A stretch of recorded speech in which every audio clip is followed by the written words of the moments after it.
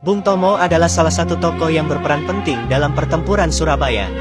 Pidatonya sangat terkenal karena mampu mengobarkan semangat para pejuang.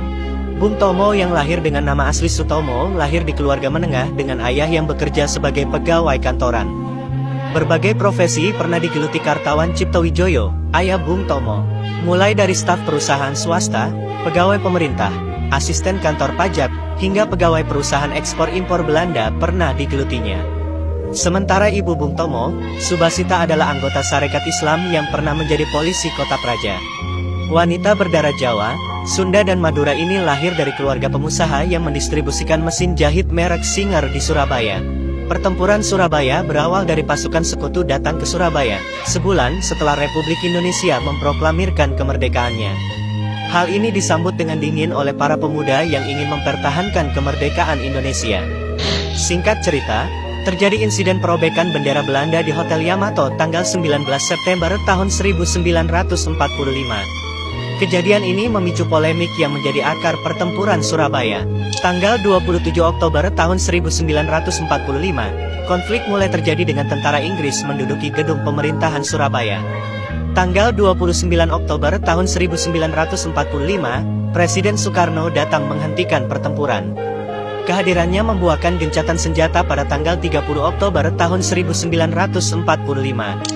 Pada hari yang sama pentolan pasukan sekutu, Jenderal Malabi tewas dan digantikan Jenderal Robert Manser dari Komandan Divisi 5 Inggris.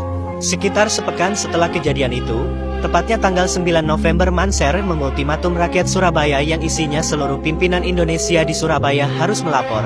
Semua senjata pihak Indonesia diserahkan dan pemimpin Indonesia harus menandatangani surat pernyataan menyerah tanpa syarat. Batas waktu ultimatum adalah pada tanggal 10 November tahun 1945 pukul 6 pagi. Ultimatum itu membuat darah pemuda bergejolak untuk melawan dan tak ada yang menyerahkan diri. Hal ini membuat pihak sekutu murka. Akhirnya pada tanggal 10 November sekutu menyerang Surabaya hingga pertempuran tak bisa dihindari. Kota Surabaya hancur di tangan pasukan gabungan Inggris dan Belanda dengan banyak korban jiwa, baik dari pihak sekutu maupun pejuang tanah air. Perang besar ini yang kemudian diperingati sebagai Hari Pahlawan. Memperingati Hari Pahlawan setiap tanggal 10 November tidak akan terlepas dari sosok Sutomo alias Bung Tomo. Fotonya yang sedang berpidato sambil mengacungkan telunjuk sangat ikonik memberi gambaran situasi kota Surabaya di awal kemerdekaan. Para pemimpin Indonesia menggemakan semangat perjuangan dengan pidato-pidato mereka yang menggebu-gebu. Begitu juga dengan Bung Tomo yang kala itu dikenal sebagai seorang jurnalis.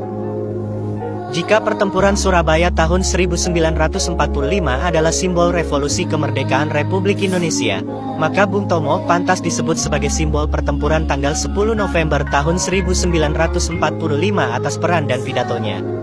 Radio Jepang yang berada di Surabaya diambil alih oleh pemuda yang bekerja di radio, tak lama setelah proklamasi Indonesia.